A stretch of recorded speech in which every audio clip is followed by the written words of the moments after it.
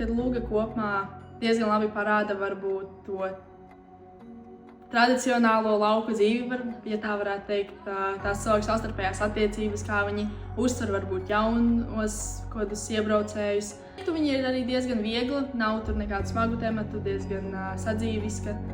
Un, jā, es teiktu, viņu ir viegli nostīties, viegli izbaudīt.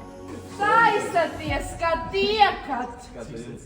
Kādu vēl iemaksu?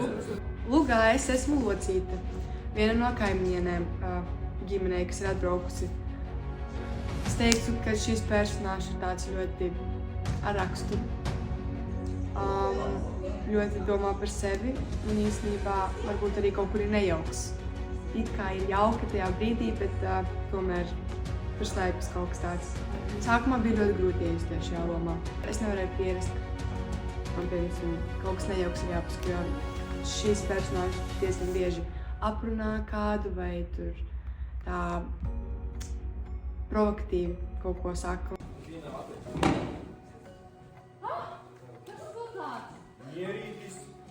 Viens no grūtākajiem momentiem bija izturēt mēģinājumus. Iemācīties vārdus. Jā.